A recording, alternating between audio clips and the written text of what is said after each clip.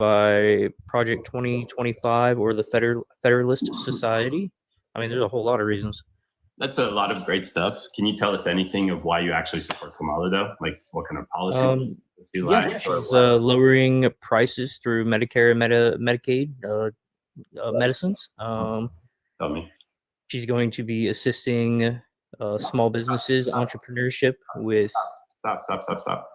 You made a claim, so tell us, how is she doing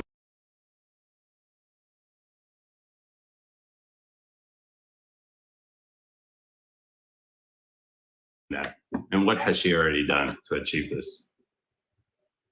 Well, she's not...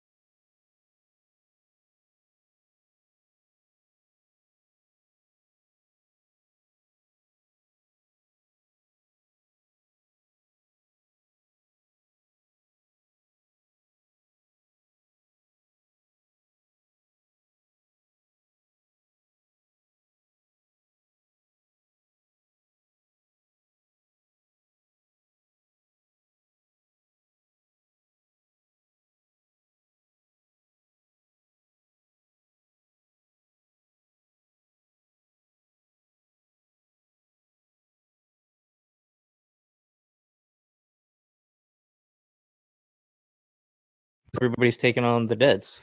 Yeah. No, they're not taking on the debt. They're using money to make more money. That's how they grow. When you have something like the Biden administration, who we've had 40-year record highs of inflation, that's also a tax on company. If you have a small profit margin as a company, especially not in the first few years, you're losing money. So if your loan is high, you're paying back even more money. You may not survive as a business. And if you do, then you for sure can't expand unless you have massive profit margins where you can fit in these higher 5-7% inflation, or rather interest rate because of inflation, and still make a profit and still run your business. And that's a massive drain on the economy. And all that money, it's going into the ether. It's going nowhere. No one's getting any use out of it. It's not being used to create jobs or businesses. It's just going. And we're never going to see it again because unless we pay back all of our $35 trillion in debt, it's not going anywhere.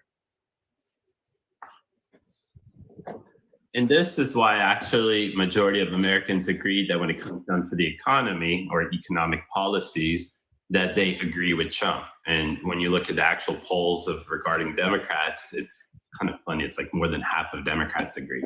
I'm gonna have to look into that because I understand some of the economics behind it, but some of the things you said were a bit disingenuous as far as the inflation rate. What did I say? Yeah. What he said about the inflation rate. Okay, what about it? Was disingenuous. You said 40 years high. Yeah, it could be higher. We don't really know the true number. I mean, you can look back at people say- inflation and GDP under the Democrats since the 1950s, and it's better. What? Well, I said we're at 40-year high inflation rates. That's what I said. Okay. Since the 80s, we haven't seen this kind of inflation. 70s even. Yeah. All right. Yeah. So why Yeah. is the inflation so high? Well, it has to do a lot. So first of all, there was COVID, right? Right. All right. So that's one thing to take into account, right? Certainly, yeah. Okay.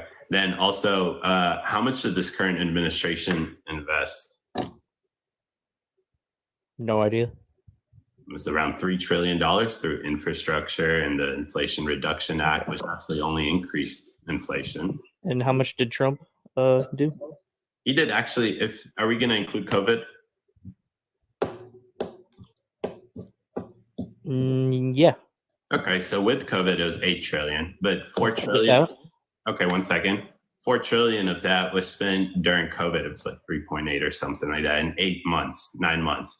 I just want to remind you that at the time, the Speaker of the House was Nancy Pelosi, who proposed, this isn't rhetoric, proposed legislation that just didn't go through the House, or sometimes it would go through the House, it just wouldn't go through the Senate, where it equated to about another $8 trillion. So what it means that if Democrats were in control, they would have spent 2 to 3 times more than what conservatives or Trump's administration spent during 8-9 months.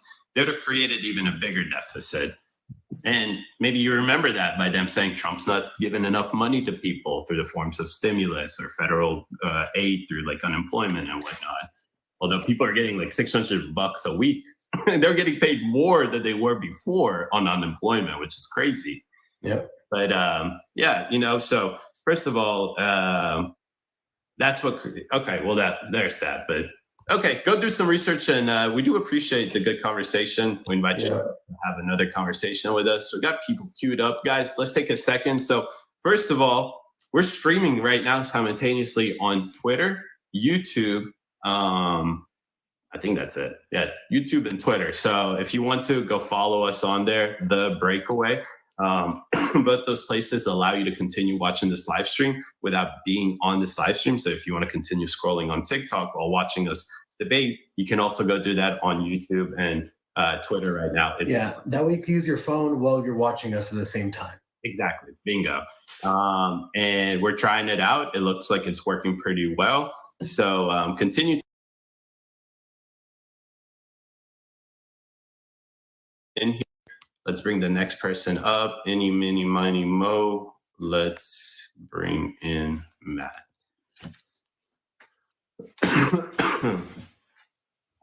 Hey, welcome to the live. Are you a Kamala voter? Yes, I am. All right. Why do you support her?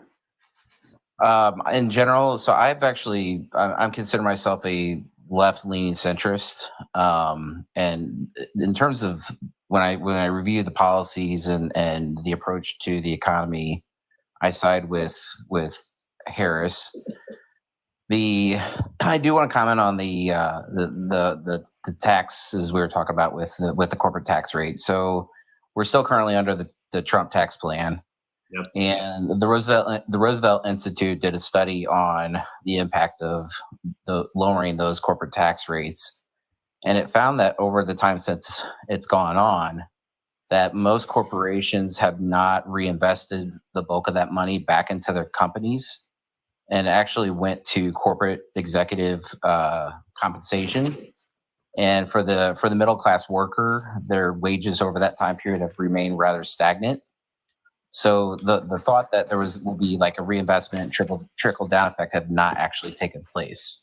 Okay, just one thing I want to pause you on there is that when I looked up to see how biased the Roosevelt Institute is, I do this in general when people cite sources, is that it leans heavy progressive and very left leaning.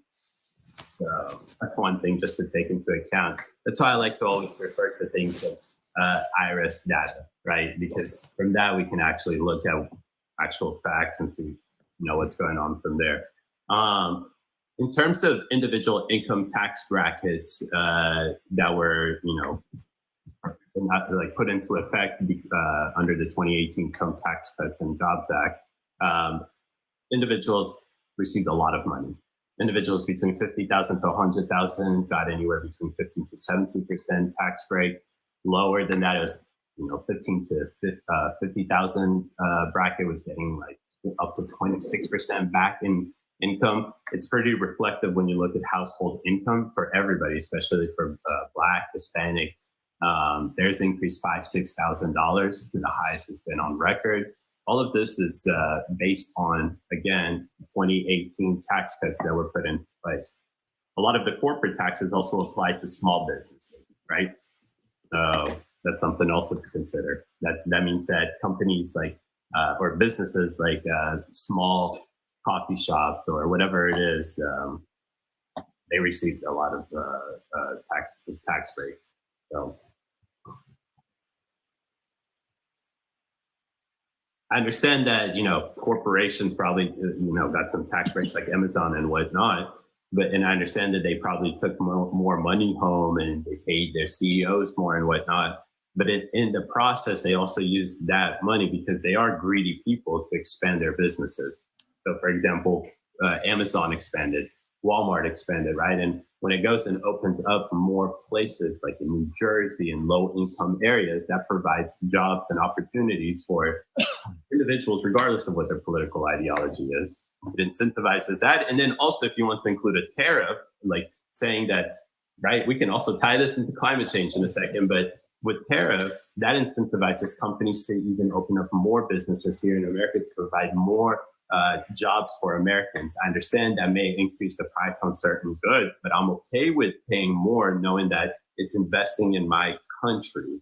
And more importantly, if you enjoy climate change, which we heard that on the stage yesterday, well, why wouldn't you want to incentivize manufacturers to build in America? We are more likely to actually have certain regulations on them to control these emissions rather than outsourcing this stuff to China and India that you will never get them to get on board with this stuff. So the thing about bringing jobs back to the U.S., the thing I haven't heard is how are they going to what I have not heard a plan laid out that says we're going to use these tariffs to then reinvest in American companies. So the thing is too, though, with what Trump is proposing with the tariffs, the bulk of that tariff increase is going to be with China. So if I'm a corporation and I'm considered, if I'm concerned with workers' wages and trying to pay as little as I possibly can in terms of workers' wages, then I'm going to look to move my manufacturing outside of China. And I worked for a wholesale company a while back, and we were actually starting to move a lot of our production outside of China. The economy in China has changed dramatically in the last 20 years to where workers were starting to organize. They were actually going on strikes and they're getting higher wages. So what would happen is those production facilities would then move further inland into rural areas where people were willing to take those lower wages, and the trend would continue to where those workers would organize, go on strike, demand higher wages to the point where they're starting to move outside the country. So I don't see anything specifically laid out that says, okay, if we increase these tariffs in China, then that means I'm going to bring my labor back to the United States. They're just going to continue to seek out places where they can pay people less than what they're going to be paid here in the U.S. It's not specifically China. It's in general to companies outsourcing outside of the United States, right? And then, for example, I can also tell you that during 2017 and 2019, able to bring back between 400 to 500,000 jobs. The administration estimated that was around 1 million.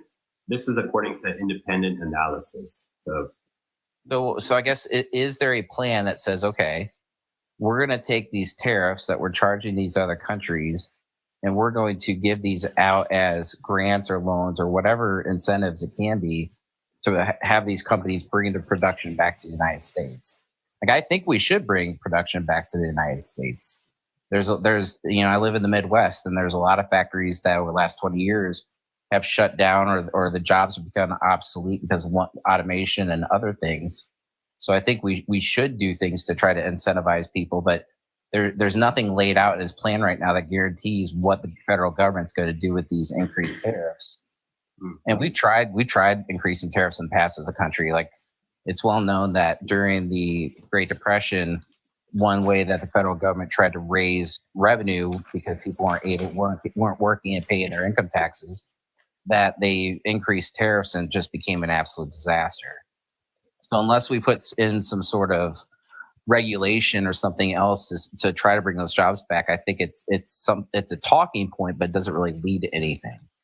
Okay, so that was actually a good point, because I wasn't too sure what Trump was going to do with the increased revenue from the tariffs that the federal government would have. First of all, it would balance off the deficit that would come from the tax breaks that we're receiving and the ones that will be extended in 2025 if he's the president. But according to his Agenda 47, tariffs will be invested back into infrastructure projects through certain subsidies or grants giving to companies that are wanting to bring back their manufacturers back to America. So yes, there is a form of way that the tariffs that are collected will then be reinvested back into the companies that are choosing to manufacture here in the United States, develop their infrastructure, support farmers. That's the second thing that's labeled in there. So again, various ways to do that, and investment into domestic manufacturing. A specific plan, like detail for detail, like multiple pages long, doesn't exist. And that usually what we will see happen during the administration, right? Neither candidates historically has a fully detailed plan that they lay out for something so specific like that. It is something that you see already done by the administration when they're in office and working with Congress. Now, Matt, do you agree with what David just said generally? Because it sounds like from what you said earlier, that you would. Yeah, I mean, I'm pretty common sense. I'm fiscally conservative. So if they can lay out a plan that's going to happen, then I think that's great. I think it's going to be very difficult to try to sell the American public on it, because, as you even said, during the short term, prices are going to go up because those corporations are going to pass those costs on to the American people. What guarantees do we have that those prices aren't going to then come back down? We saw during COVID, we saw Home Depot, we saw Tyson, who, were price gouging and taking advantage of rising prices with other goods that weren't related to theirs. So it just, and the thing is with Trump, he even said during his debate, he wants to get rid of as much regulation as possible. So how do you manage and we can counterbalance the increase in prices by bringing the cost of energy down, right? That's certainly a driving cost of producing and getting goods out to the marketplace. Absolutely. Yeah. And then also, I just want to mention that if we can, even not just extend the current tax brackets that we're in when they expire in 2025, but also maybe even further lower them, because we're bringing so much more revenue for the government. through the form of tariffs, and perhaps even just because of overall increase of just jobs in America because of how many more manufacturers are coming back to America. Then forgot where I was going with it. So regarding energy costs, so I really don't hear a whole lot from the Trump administration and the Republicans right now about renewable energy. I think there's a huge opportunity. Well, I mean, Elon Musk is going to be the head of his efficiency committee. I don't put stock in anything Elon Musk says or does. Trump said he's going to have Elon Musk, and Elon Musk accepted. So he's Mr. Solar. He literally has a company that makes solar cells, and they make their own batteries, and they're developing new batteries. So there's no one who's more pro solar than the guy who has the world's largest automaker that is electric. Yeah, but again, like I personally don't put much faith into Elon Musk with anything, just because of how he manages Tesla, how he manipulates the stock price, and it just. Wait, so you don't have trust in Elon Musk because he's built Tesla, SpaceX, the Boring Company, and now Neuralink? You don't have faith in a guy who's done all that? Him as a person, I just personally don't. I mean, that's my opinion. I don't know if that, But he's actually done all these things. So what is it that you don't trust in him to try to fix the government, even though he's donating millions of dollars to a super PAC that's supporting Trump? He's posting about Trump every day. He's losing advertisers because of what he posts.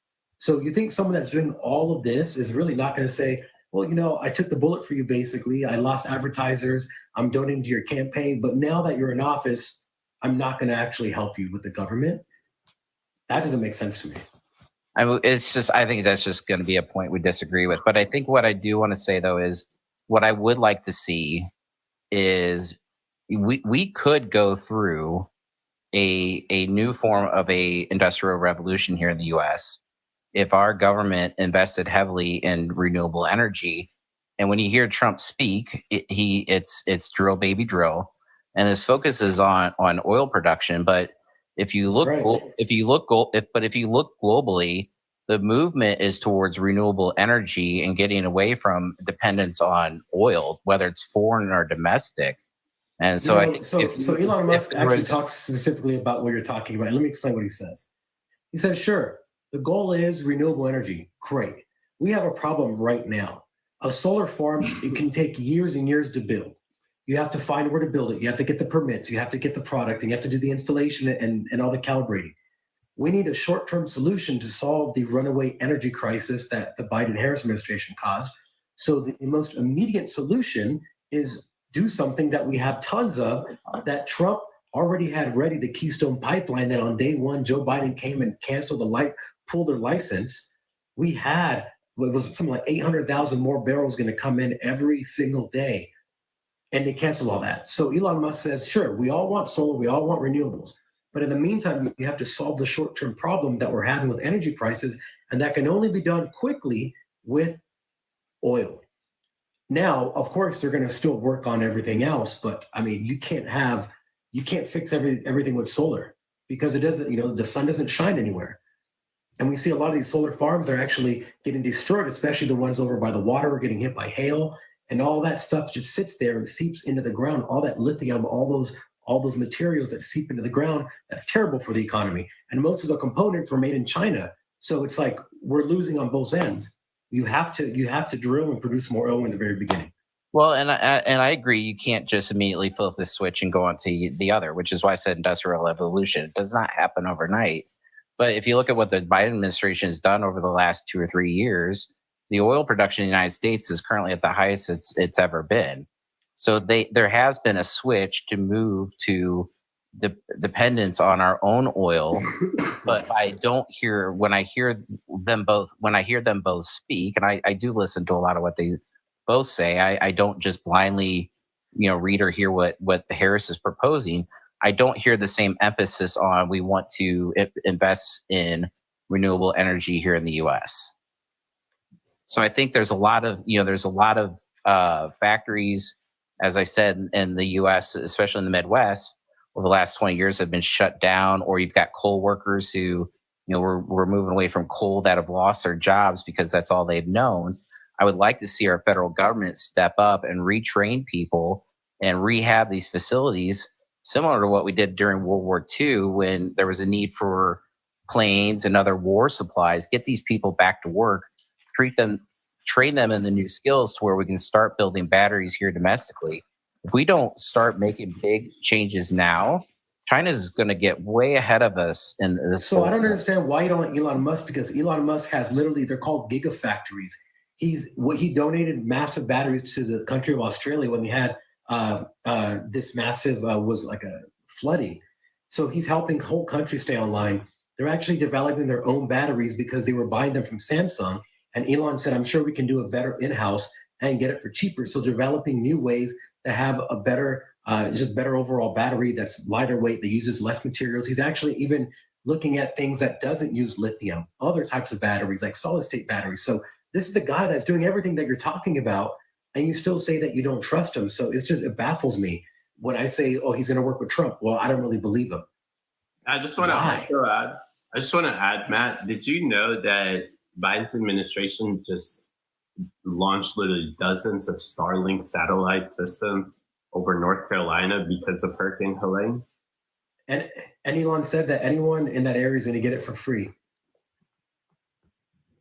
Yeah, I mean, I have my opinion on Elon, so it's, you know. But what is it based off anything, or like are you? All right, Matt, we're gonna go to the next person. I just like Elon Musk. I don't get it. All right. Crazy. Guy's literally doing stuff right now that he'll never see for himself. All right, welcome to the live. Are you a Kamala voter? Neutron. Oh, yes, I'm sorry. Hello? Hey, Kamala voter? Yes, I am. Tell us why. I was only coming up here to talk like your tariff claim that it created a bunch of jobs. I wasn't sure where you were getting that from, because what I've seen that the trade wars from China cost jobs. Okay, 1 second. I don't know if I made that claim. I said that between 2017 and 2019, the White House, according to Trump's White House, 1 million jobs came back to the United States. According to independent analysis, it's between 400,000 to 500,000. Okay. So probably has to deal with the fact that tariffs were imposed in 2018. I highly doubt that from what I've seen. Okay, so let's do this, Neutron. Let's just say these jobs, let's just trust this, okay? Say that almost 500,000 jobs came back to the United States under Trump's administration. Why? Why did this happen?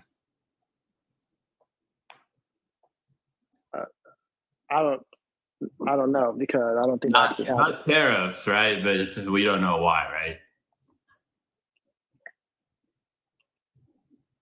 Well, I'm not sure. Do you know? Like, well, I don't understand what you're asking me. Well, what if I said it's tariffs? I would love to see the evidence backing that, but Okay, if it's not tariffs, what is it? I'm not sure. But you know for a fact it's not tariffs, right? For what I've seen, the research I've seen is so that the tariff wars cost jobs in America. Okay, explain that to us. Let me see. I haven't looked at these sources in a minute. This one just comes from the U.S.-China Business Council. Oh man, I mean, bro, look at where you're getting your source. The people that are getting charged with tariffs are telling the Americans that it's not bringing jobs back. Dude, that's like the worst place to get your source. That's like asking a murderer, I don't know, where he likes his hamburgers or something. That's crazy. There's also Moody Antics, which also claimed the exact same thing. Hold on. If it claimed the exact same thing, I'd be very suspicious that two independent papers came to the exact same conclusion with the exact same wording. So this is what happens when China. I didn't say the exact same wording. You said that they said the exact same thing. Yeah, they came to like around the same conclusion around how many jobs were lost.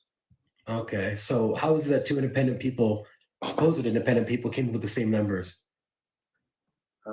Maybe that's what the research Here's suggests. here's a problem: is when you're reading news, you need to realize who's funding it and where that story's coming from. So you have like obviously AP and Reuters, which have reporters and they develop stories, and then all the news agencies buy those stories for them because they don't have reporters going out to like Sudan on any given day.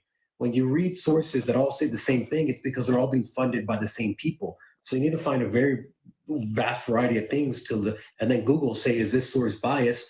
Because if everyone's saying the same thing and one of them's some kind of Chinese news source, then that should raise alarm bells in your head. Like, why is everyone saying the same thing? Let's just see. Let's do the media bias then of this council. I mean, but it's China. It's a China council. So do you think they're biased? Let's see. That's what I'm about to check if they're biased. No. I'm just saying, like, no. I'm saying, just think about it. Do you think a Chinese company is biased towards China's interests or over America's? They could be, yes. That doesn't necessarily mean what they're saying is false as well. Like, Oh, wow. if we're talking about let's talk about the Israel and Palestine war. Just because information is coming from Israel or information is coming from Hamas doesn't necessarily mean that their information is false. So I don't understand that point. No one's saying. I don't get it. But Dude. I'm not saying you're saying that. You do understand what you're talking about.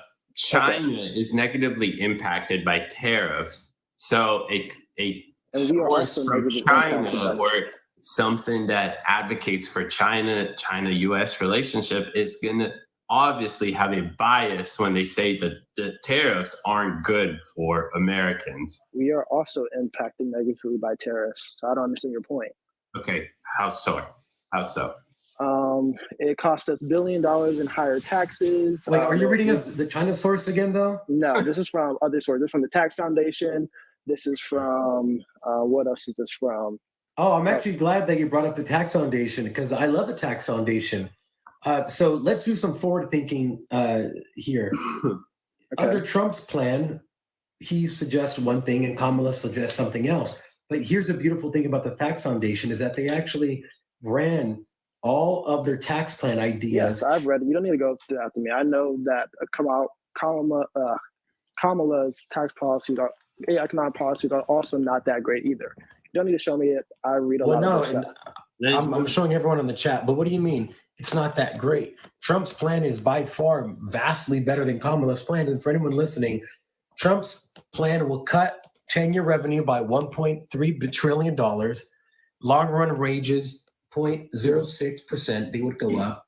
And under his plan, we would lose about 300,000 long run jobs. Now, under Kamala's plan, here's what's crazy: where Trump would decrease the government intake by $1.3 trillion, Kamala Harris will actually raise it up by $1.7 trillion. However, her long run GDP is negative 2%.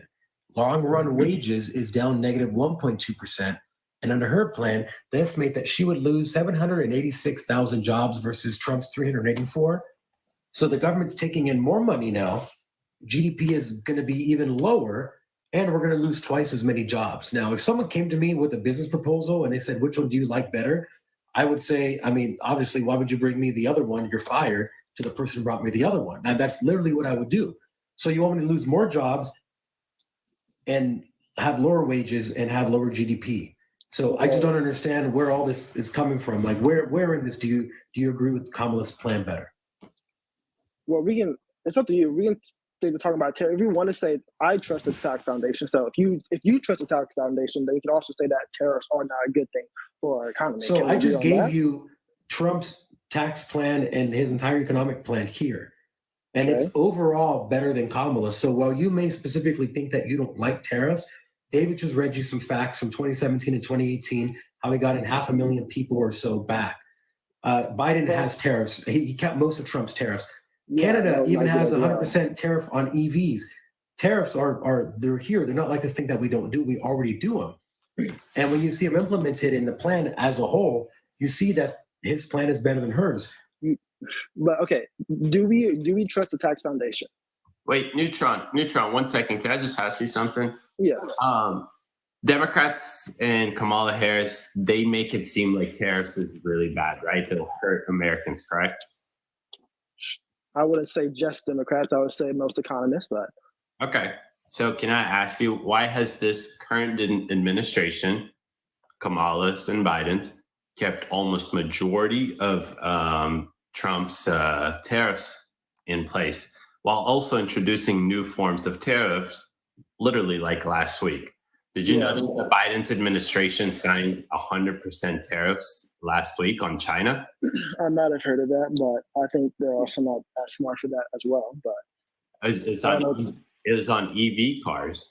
So maybe just type it in. You can also type in Biden's tariff plan on China. So Okay, I'm still going to do the fact that I don't think tariffs are great for our country. okay, so why haven't Democrats done anything about it? That's a great question. I'm not too sure why they're not doing anything about Kamala it. didn't do anything about it? I'm not too sure. But you're voting for her, right?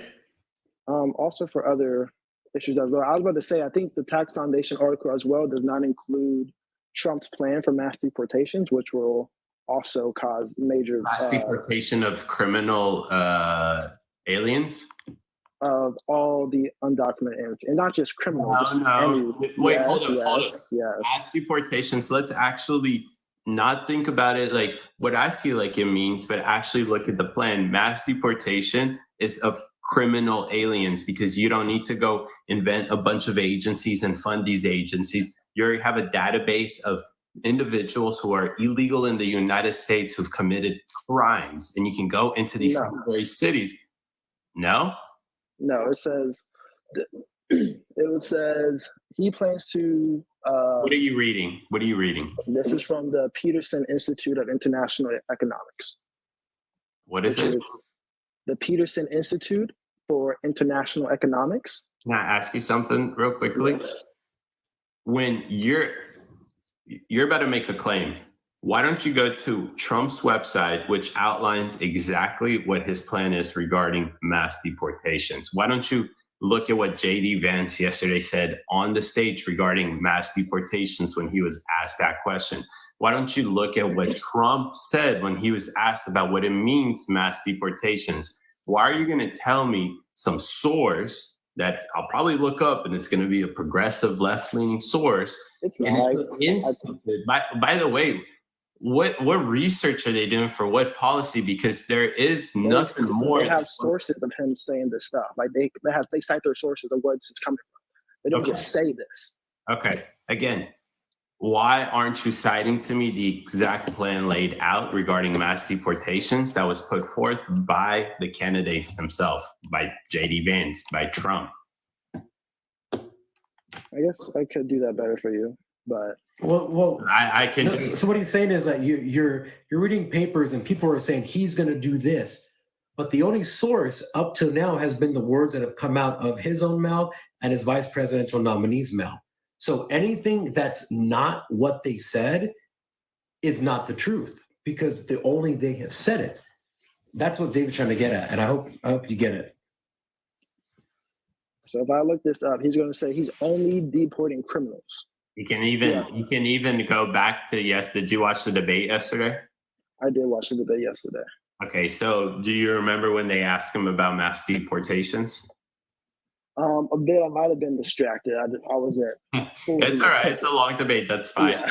Why don't you just do this? Why don't you can come back on this live afterwards, but go Wait, watch. hold on. Can we talk? Where are y'all getting the claim that tariffs are great for our economy?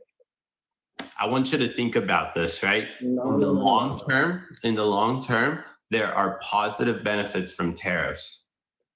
Like what? Like the GDP increasing? I don't never seen that. I don't think that's happened before. What? Like what I mean- instance in history are like in our country where tariffs have been a net good for our economy? Dude, David just literally told you 5 minutes ago about how it brought in 500,000 more jobs to the Yeah. country during Trump's first presidency. And it's something that both parties are doing. So if it was bad for the economy, you think they'd be doing it? Especially if it was bad, you think the majority- Democrats would continue Trump's tariffs? Absolutely not. Let's use, so we got to use some logical like line of thinking I here. don't. You can say that, but like the general consensus on from economists is that tariffs are bad for our economy. I don't know Okay, what else you want me so to say. you have two options. Which one do you agree with? Do you agree with us shipping all of our manufacturing overseas and be dependent on foreign adversaries and a lot of times for our goods, for our supply chain logistics? Or would you say, hey, we should make everything here so that we're not beholden on other countries, especially countries that do slave labor, have massive No. human rights violations? Which No, one would you because side? I would side with market free trade markets because even the Farm Bureau themselves do not want tariffs because they rely heavily Again, on export hold on. markets. You didn't answer my question. Which one are you for? For charging countries for former. doing business in America, or for shipping all of our manufacturing out of the country? I would ship a lot of our manufacturing out of the country. Well, I mean, this is exactly what's happened. So your dream has unfortunately come true, and this is why we have such massive inflation during COVID, because things shut down and we didn't make anything here. All the ventilators, all the medications, all the gowns, all the masks, all the PPE was made in China. This is why, partly why we have the inflation that we had now. This is your dream world right now. For the last 30 years, we've shipped everything overseas. But Fabian, now, Fabian, I'm curious if how much this guy cares about climate change. oh, Neutron. I care a bit about climate change, yeah. Okay, so who's more likely to have a environmentally friendlier, I guess, company in the United States or China or India? Probably here, I'm guessing. Okay, so you connecting some dots here? I already know what you're going. I still don't see how to do with the economy, but like, Okay, did y'all well, not the biggest understand that? polluter Like, in the world is farmers China. You know that, themselves- right? But do you not understand that farmers themselves do not want? I know you tariffs? said that already. You said that already, and I have no idea what you're talking about or which specific farmer said it, or if it's every farmer in America. I mean, that's just a generalized claim that has, I don't even know what that means. But you know that China's the biggest polluter in the world, and you know that China's carbon footprint, I guess if you want to call it that, has increased year over year, every single year. Well, people in America are talking about degrowth. Imagine degrowing the economy to save the rainforest or whatever they're saying now. You know who's laughing at us? China's laughing their ass at us because they go, great, we make all your stuff. You're dependent on it. You can't say anything against us. We're taking all your profit that you're giving us because we literally have slave labor. And then we're buying your farmland, we're buying your companies, and we're buying your media companies, which you just cited one, this media sources of China, whatever. So they're buying everything. And then here you are supporting what makes China stronger. But you're saying, I want to shop, I don't want to be strong in America. I want to move all our manufacturing overseas because you haven't given us a reason why you think that's a better option. So let's see on the source I claim are just businesses that do business with China. It's All a right. private company. One second. I also have I a- just want to say is that a lot of the economists in 2018, and you can go back and look at this, is a majority consensus that Trump's tax plan would do nothing for the middle class. And we can look at data and see how that is they just been proven wrong. So a lot of times these experts don't say a lot of good stuff, like the CIA, the intelligence expert, who all 51 of them agreed that Hunter Biden's story was Russian disinformation, right? Experts, we heard JD Vance actually say yesterday perfectly, just because these people have a PhD doesn't mean that they actually have any common sense.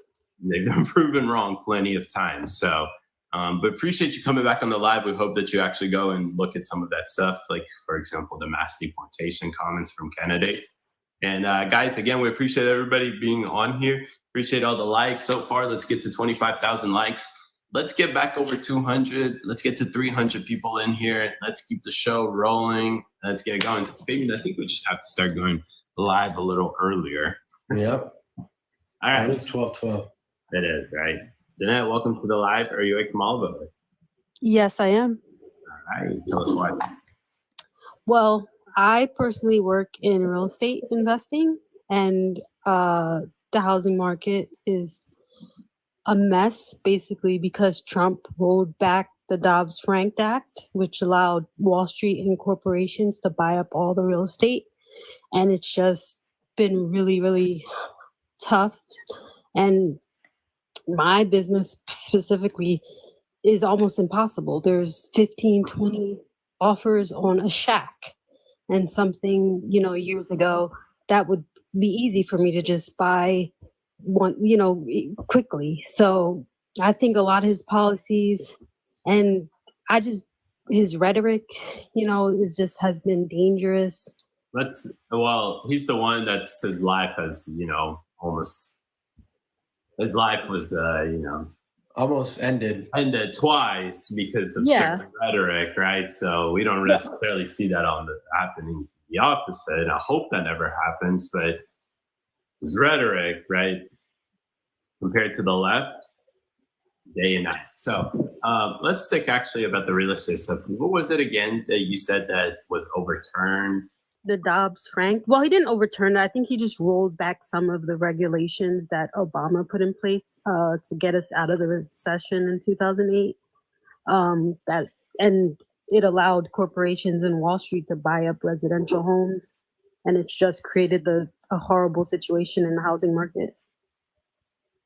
Okay, I'm gonna have to read a little bit about that. But do you consider any other factors to be why there is that houses cost right now what they cost? Or there's an increase in houses.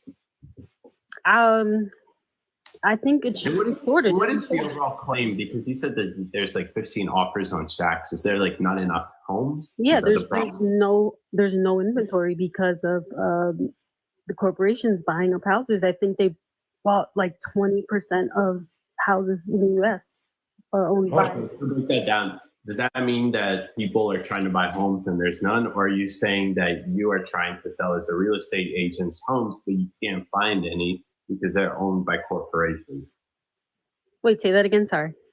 So I'm just trying to get a better understanding. Are you saying that people are trying to buy homes and they're not able to find any homes because there's no homes to be bought? Or are you as a real estate agent not able to find homes to sell because they're owned by corporations which have the right to sell? Well, I say both. I think there's no inventory for people to buy, and the inventory that's there, people. By corporations like BlackRock and whatnot. Correct. Okay. Let me ask you this.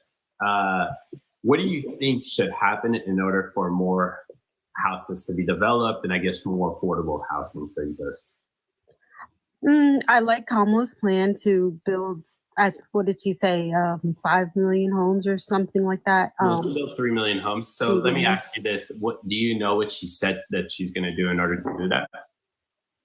Isn't it she's going to raise the taxes on corporations? Isn't that going to help pay for what? Pay for stuff like giving people the $25,000? Wait, but we just established that the problem isn't that people don't have enough money to buy homes, right? It's just right.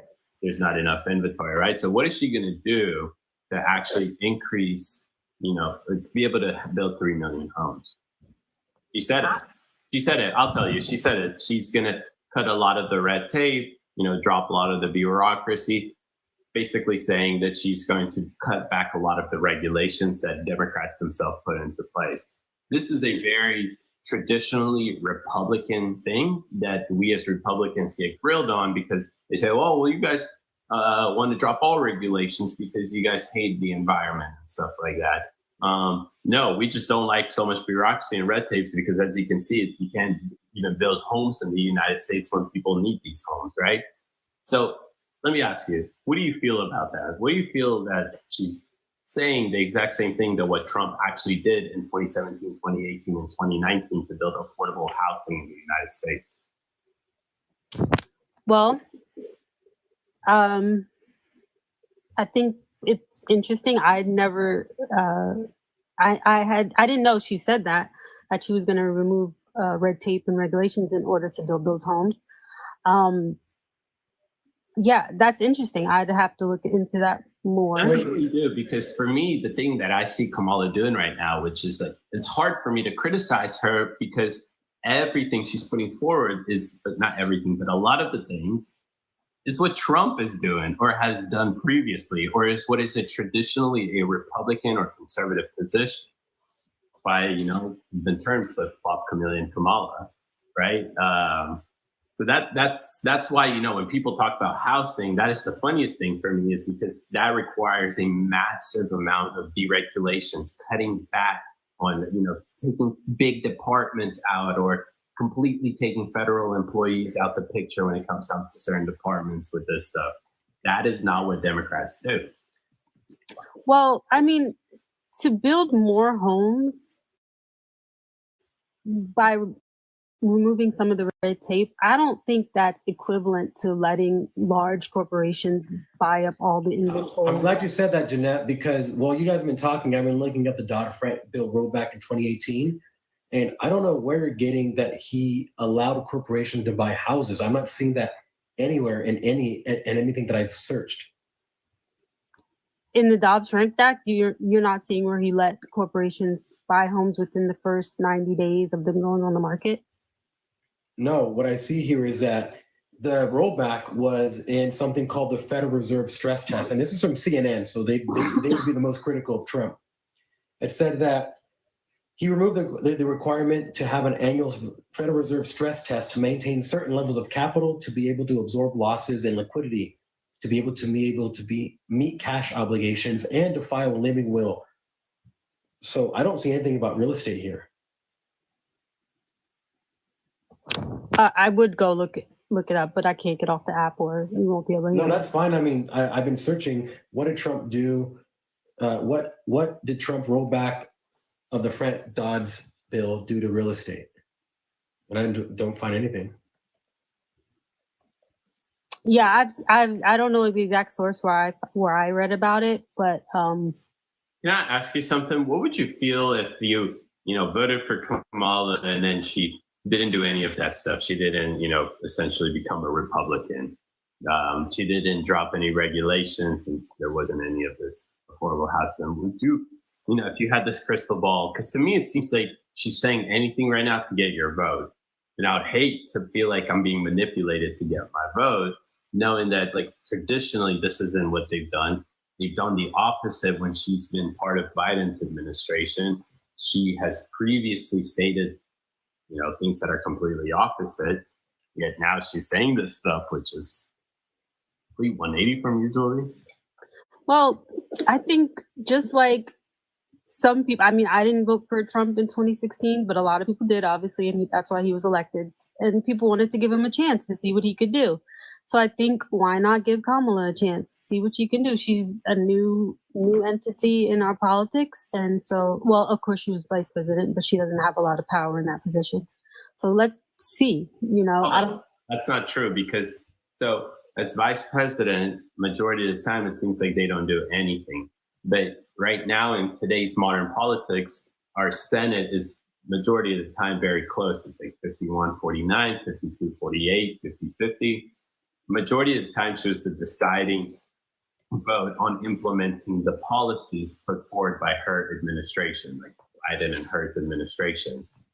Things like the Inflation Reduction Act. When she signed that in law, that increased the amount of IRS funding and IRS agents so they could go after small payments and transactions like tips.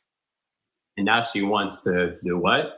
Not have any taxes on tips after enrolling, essentially, like her being the deciding vote brought in the taxes on the tips. So you see what I mean? There's a lot of things that she's actually brought forward, like the regulations and whatnot, that have actually increased,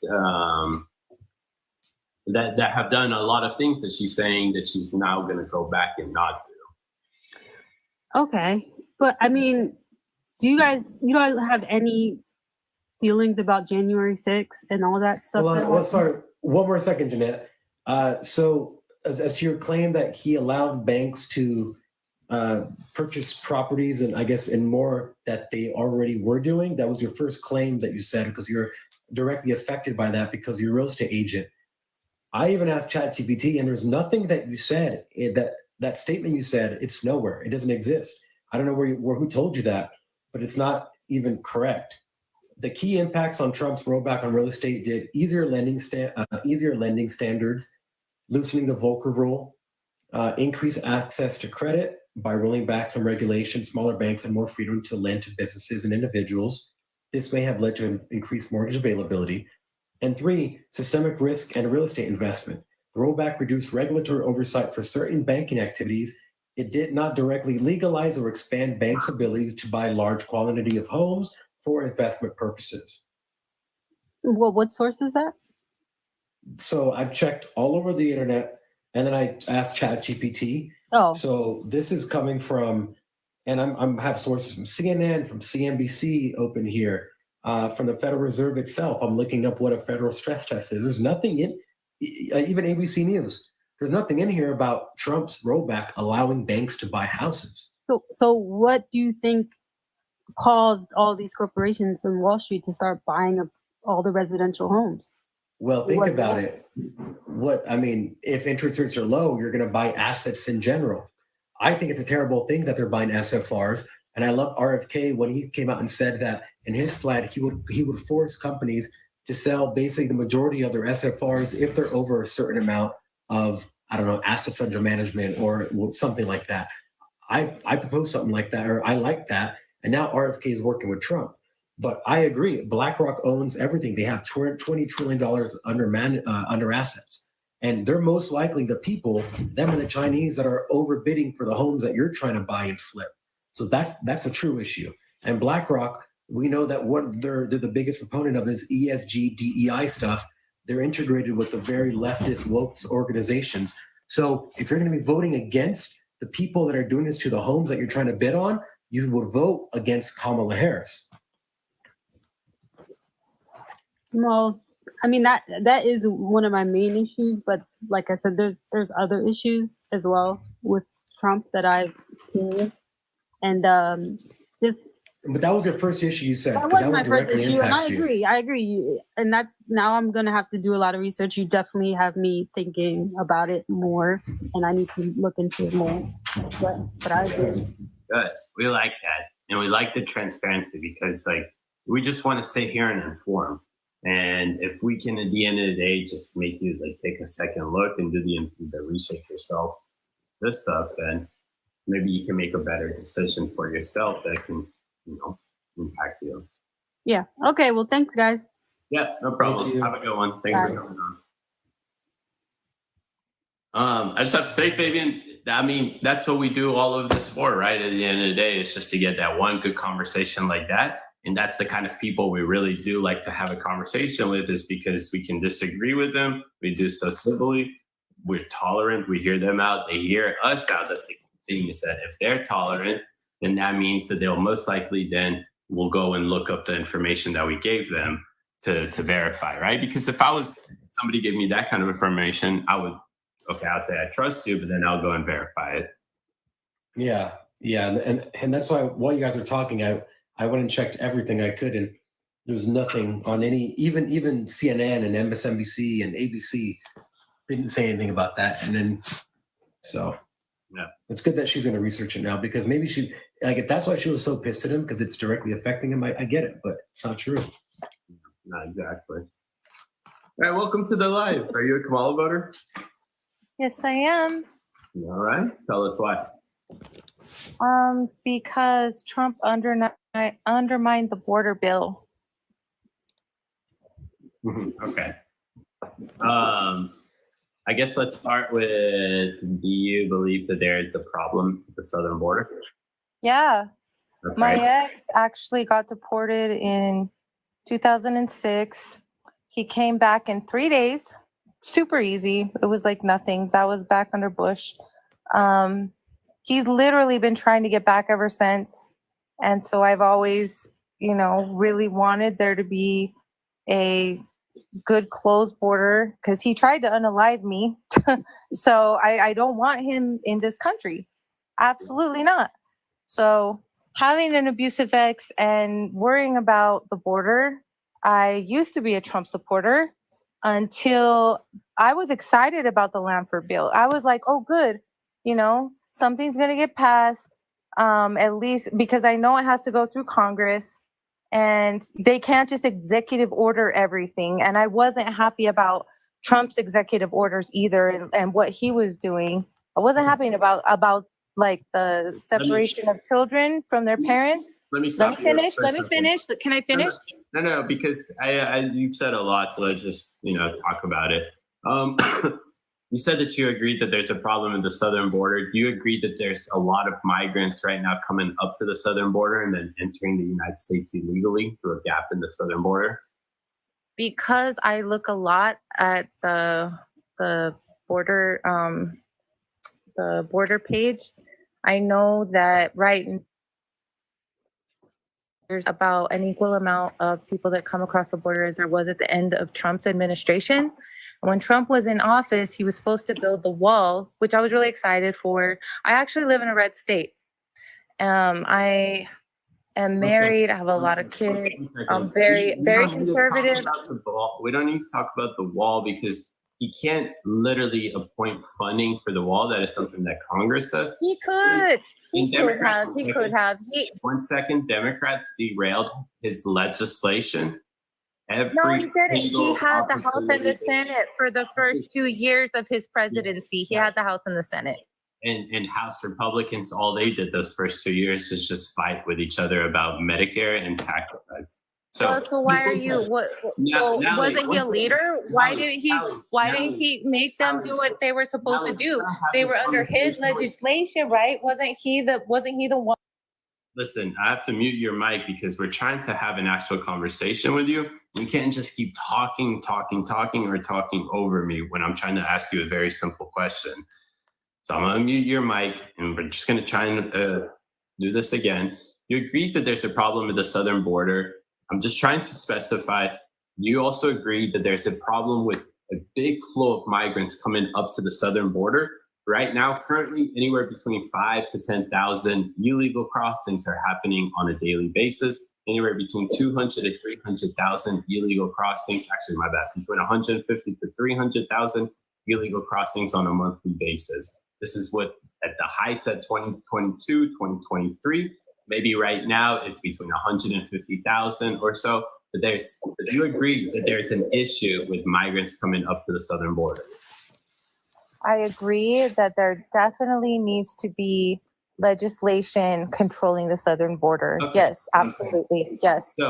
So can we split the thing into two things? We have a problem that too many of them are wanting to come up to the southern border and are doing so and entering the country illegally.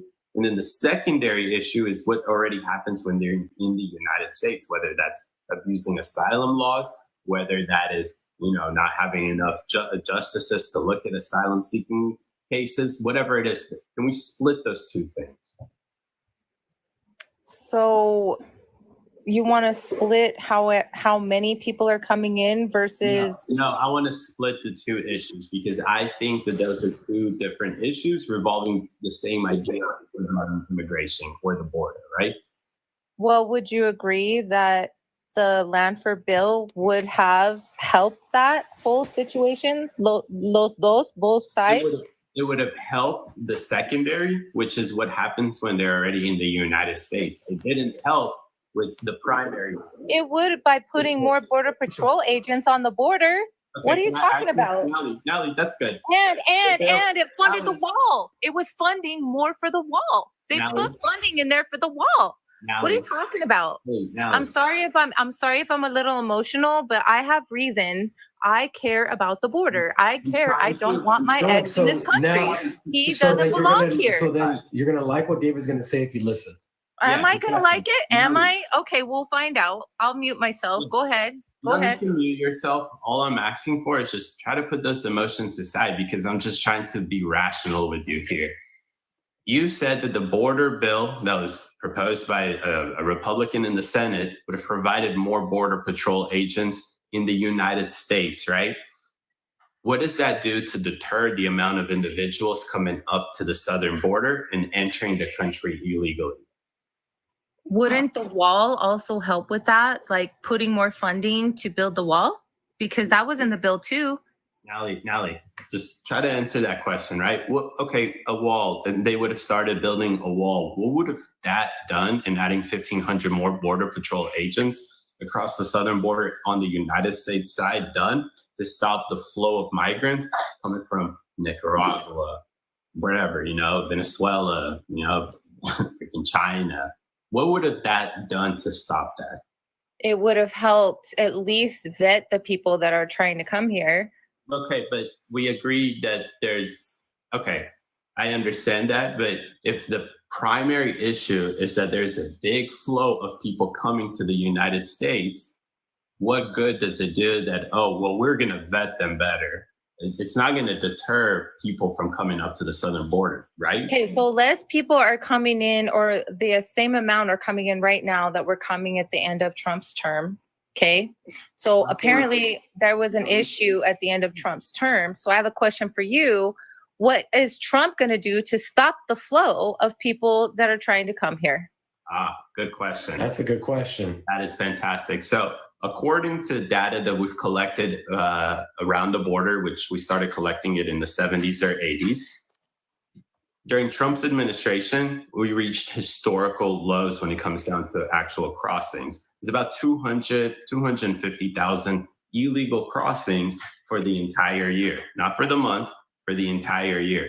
That was 2018, 2019, maybe something like that. That was directly after we implemented Remain in Mexico and zero tolerance policy. Remain in Mexico meant that if you want to seek asylum in the United States, you do it outside of the United States, except very small, special cases.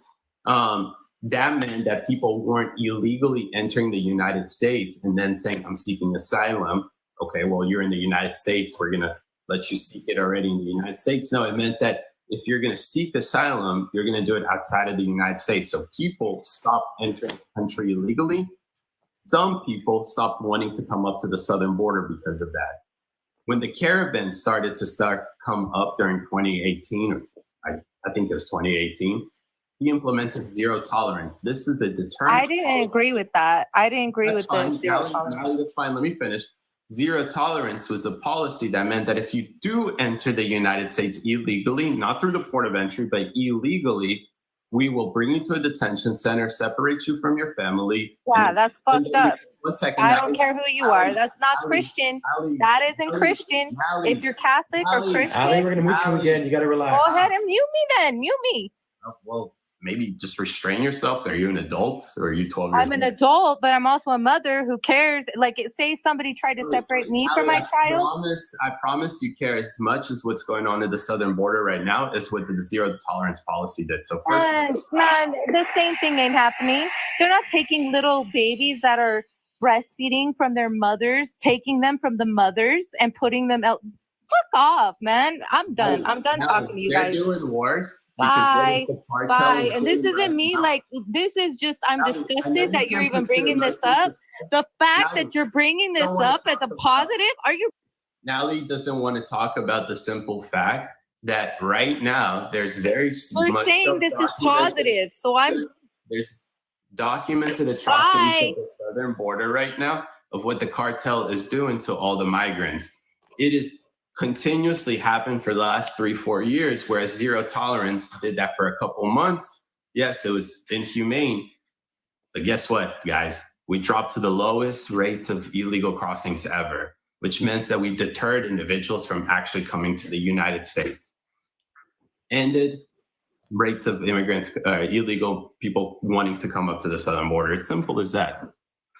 She didn't want to stick, her emotions got the best of her and she didn't want to stick around for the conversation. She said bye, but then she didn't go bye. She stuck around. Come on. Yeah, a lot of people fail to understand that when they bring up that exact same issue, well, they blocked the border bill. Well, it actually wouldn't have done anything to fix the problem.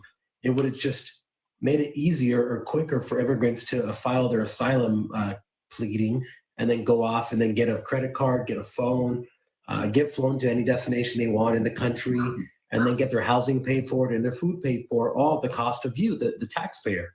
So that's all it would do. The other thing that I don't know if Nally knows, but I wonder if she knows HR 2, because HR 2 is actually sitting right now on Chuck Schumer's desk. And guess what HR 2 would have done? The exact same thing that these people talk about the border bill. It's literally right now sitting on Chuck Schumer's desk.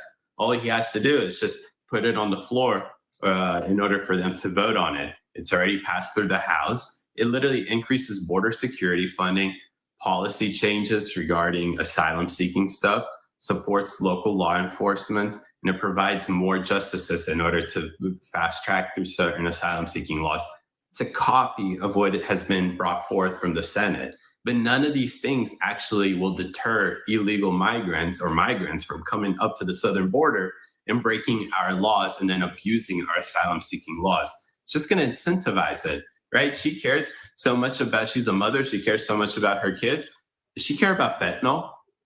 Like, does she care about the fact that her kids can potentially one day come across fentanyl because of an open, wide southern border? Or because even if we built a wall, so what? People are going to find a gap in the wall and go through it and then run into a border patrol agents. And then because of progressive policies, they're going to let them stay in the United States.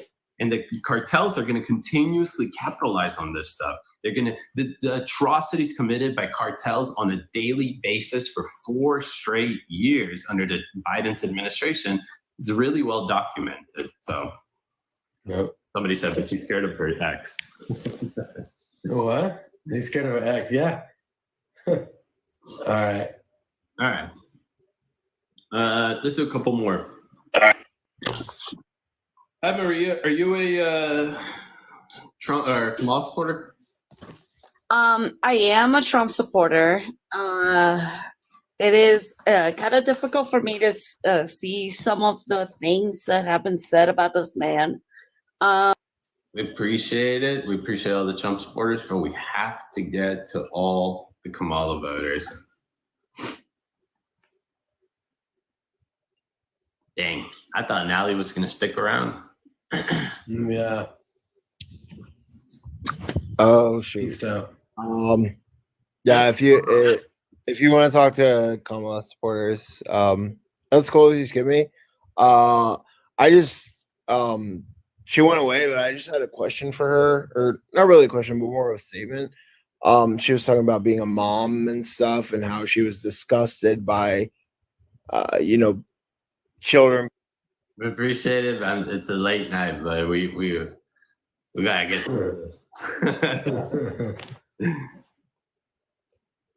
this. All right, Aaron, welcome. Hey, what's up, guys? I know you guys were just talking to Kamala supporters. I had a question about oil, but it's cool. Okay, You guys. appreciate it. Sweet.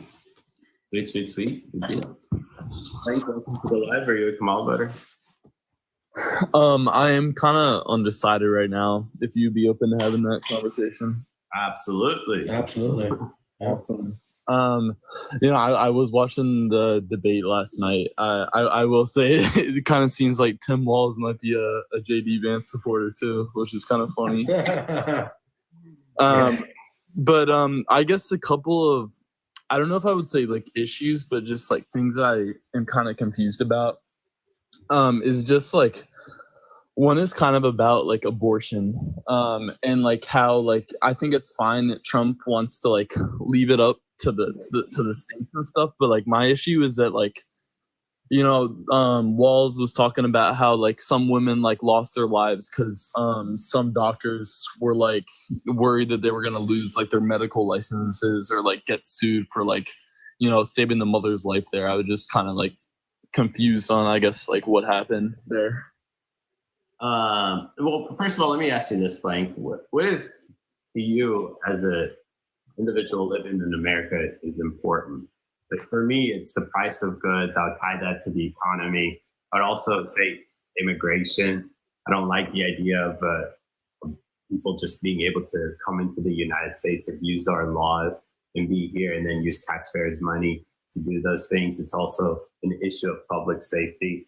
Is abortion something like that for you, or is there something different? So I agree with you. I think economics, price of goods is very important, and the border, obviously, I know that there's like a problem right now. But I've also seen that like during Trump's presidency, I remember you guys were talking about earlier on the live that there was like the same amount of maybe border crossings or like attempted border people trying to get to the border at the end of Trump's presidency there? Okay, so I actually don't know what they're talking about because there was a slight increase from the lowest that we were. A lot of that has to do with COVID, for example, various things like that. But what we do know is that it reached the lowest it's ever been. And we're still nowhere near that, where, you know, Trump was 200,000, 250,000 illegal crossings the entire year. Well, right now we're anywhere between 100, 200, sometimes 300,000 illegal crossings on a monthly basis. So, and there's a difference between Trump's administration's policy and approach to the border and in general immigration laws and what we're seeing right now in terms of progressive approach to those things. That's kind of crazy, to be honest. And Fabian can actually tell you there's a reason why Democrats are wanting this open border, why they enjoy a lot of the flow of migrants coming into the country, why they really do enjoy using taxpayers' money to subsidize a lot of things that we're supposed to use for veterans or homeless, you know, Americans and stuff like that. Yeah, Flank, I don't know if you know what's happening around the world right now, but this entire flow of migrants, it's not just only happening in America. In fact, it's happening all over the world, all over the Western world. Spain, Portugal, Ireland, the UK. There's a systematic effort going on in all these countries at the same exact time to flood it with illegal immigrants. Now, anyone in the right mind would know that that's not normal. You can't have everything happening everywhere at the exact same time. And then you have to think about, well, how are these people actually getting to the border? And how do they know exactly what to do when they get it? You know, what to say to the border guard to let them know that you're seeking asylum. And then you go and you look at all these organizations that are set up all around Ecuador, Guatemala, that are specifically for helping migrants get over the border. They're giving them printed maps to know exactly where to go. They're giving them a card with some money on it, a phone. They're telling them what to do, what to say when they get there with little cards. Then the government is flying them around in airplanes that are subsidized by the taxpayer. Now, if you see all of this stuff happening, you have to ask yourself, is this planned? And if so, who are all these organizations that are popping up shop in South America and giving these migrants exactly what they need to get over the border? Why would organizations be doing that? And then you got to think, okay, so who's funding these organizations? And it's very easy to see that it's the same corporates that are doing the same thing around the world. So there's something called the Cloward-Piven strategy, which David just put on the screen there. And this is a very, very sad document because what it is there's two professors at the University of Yale in the 70s that created a document. These are socialist professors, and you can read it yourself, and anyone can read the Cloward-Piven strategy. And what it said is that they need to have a revolution in America to bring down American-style democracy and bring forward socialism. These are socialist professors. Now, what they said is, how do we break down a country that's so strong, strong because of capitalism? Their idea was to flood the country with illegal migrants, so much so that they collapse the welfare system because the state is spending so much money, the country is spending so much money giving these illegals shelter, food, and everything else. Once it collapses the entire system, then and only then can we see a resurgence of what America should have been in their eyes, which is socialism. So this is exactly why all this is happening. It's not random. It can't be happening all over the world at the same time. So wait, you're saying that Kamala Harris is trying to turn our country socialist? Well, Frank, that's a broad, yeah, you can like generalize that statement in so many ways. What Fabian is trying to explain to you is that overall the progressive strategy is to allow as many migrants into the country as possible for various reasons. If she's in favor of socialist policies, well, just look at the stuff that she's taunting, right? These subsidies to individuals, right? All of this knowing that she's going to increase the taxes in order to pay for this stuff. She quite frankly is what we would call like an elitist, right? Where she's providing all of these nice social safety programs to individuals and at the cost of actually increasing the taxes on those very young people. So yeah, my understanding right now of her tax plan, she wants to raise the rates. I don't know if it's to like 28% for people making over $400,000 a year, but she wants to keep Trump's tax cuts for like the middle and lower class. Is that correct? She wants to keep Trump's tax cut plan, but she won't say that. You know what I mean? So that worries me. And she keeps saying that we want a progressive tax plan. Trump's plan is pretty progressive because individuals earning 10,000 or 15,000 to 50,000, they receive the like 17 to 26% tax rate. 50,000 to 100,000, they receive 15 to 17%. So as higher income you get, the less tax rate they receive. Right? That she's probably going to keep that in place, but that's going to make Democrats and Kamala say that Trump's tax plan wasn't for the wealthy, while they continuously repeat that same statement. Yeah, I've noticed that. What is she going to do? She's going to increase corporate taxes from 21% to 28%. Now, you said that she's going to provide business. Well, you didn't say that, but one of the things that she's flirted is she's going to provide small businesses $50,000 when they establish their business. Well, if she's going to increase their taxes by 7%, eventually they're going to pay for the subsidy that they receive, right? Right. That makes sense. Yeah. Well, think about it. Come back on our live again, man. There's a lot of stuff that we gave you, good information. Look at last question. Look at immigration, and if those are the two most important things for you. For sure. Where would you do like research though, like an unbiased source? Okay, so first of all, if you want to verify that Trump's tax plan actually benefited the middle class, like I explained to you, in those individual income tax bracket, there's a really good article that essentially analyzed IRS data. You don't want to go analyze it yourself, where they provide you that. Just type in Trump's tax plan for the middle class, The Hill, and they actually did a full investigation into that.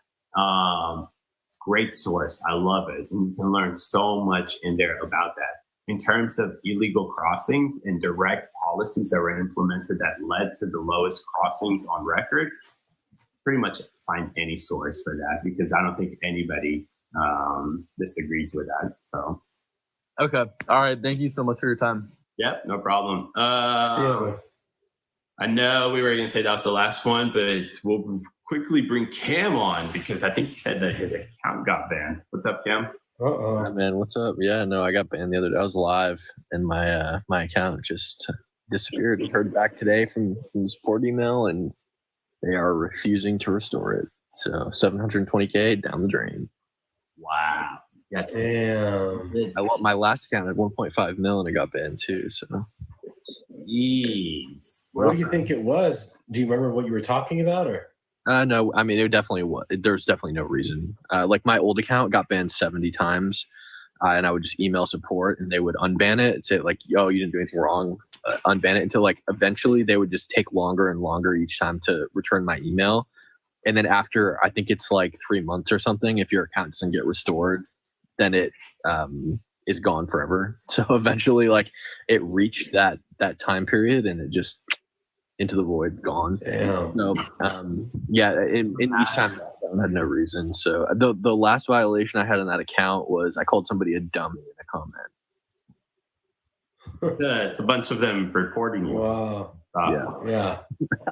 That's great. Yeah, like a mass reporting. That sucks, man. I'm sorry to hear that. We had that Yeah. happen like a couple of weeks back where every live was getting this restriction. The second we go live, restricted. And I'm like, damn, if you don't like what we're saying, just hop off our live. Why sit here and try to censor our speech or our ability to get this out? Wait, I just remembered something. Oh my God, I know what got me banned. Holy crap. Oh, damn. I know what it was. Oh my God, this guy came in and I totally forgot because people have done this before and nothing's happened. This guy, all I remembered was that he said he's gotten like people taken down before, but I didn't take it seriously. But he's like shouted the N-word a bunch of times. And I bet you that's what got me. Do you think that would have gotten my account permabanned? Definitely. That's what they love to do. They will come in and they will try to do everything. That's what happened to me. I got like banned from going live for a week because somebody was, purposely saying certain things, a way that Yeah. on here. Yeah, just like that girl at the Charlie Kirk event. I don't know if you saw, but she literally secretly just pulled her nipple out to try to get him banned on YouTube, and the editors caught it and they put a little something over it. Oh my god, I gotta talk to somebody about this. Fuck. Yeah. Wow, that's Reach out. We may have certain people that we can help you connect to like TikTok better. I don't know, because I think we know a couple of people that have TikTok. Yeah. Hit us up in the DM. Yeah, I will for sure. Damn. Yeah. Are you guys? Do you guys have any more people in the box that are trying to debate? I'm trying to like practice basically. I think we were gonna call it a night because we've been on for a minute. But text me and then let's plan something for tomorrow. We'll all go on at the same time and the babies. Yeah, for sure. All right. All right, man. Well, you guys have a good night. I'll see you later. See ya, man. Take it easy. Bye. Guys, we'll end it right there. Thanks for everybody for staying on. We'll go live a little earlier tomorrow, but make sure that you follow The Breakaway on YouTube. That is Fabian and Ice Media Group, where we go live in the mornings. We just, talk about news. This morning we did an analysis on the debate, discussed the strike that's going on. Very fun podcast. Definitely make sure you go and listen to it. In general, follow our accounts, our personal accounts, The Breakaway, anywhere, because that's where you'll see all of our content, Men in the Street content. We're streaming what you're seeing on TikTok right now on YouTube and on Twitter on The Breakaway as well. So if you don't want to stick on TikTok, or if you want to scroll on TikTok while watching this debate on TikTok, that's how you can do it. You can literally have YouTube open while you scroll on TikTok or on Instagram, whatever it is. Guys, we'll continue doing this and probably even after the election, but we have so much cool content coming up because we're going on so many cool trips that you don't want to miss it. And you can find all that content again on The Breakaway and on our personal pages. Make sure you follow Fabian. Make sure you follow me. All of our names are the same across. Yeah, there's a link in my bio.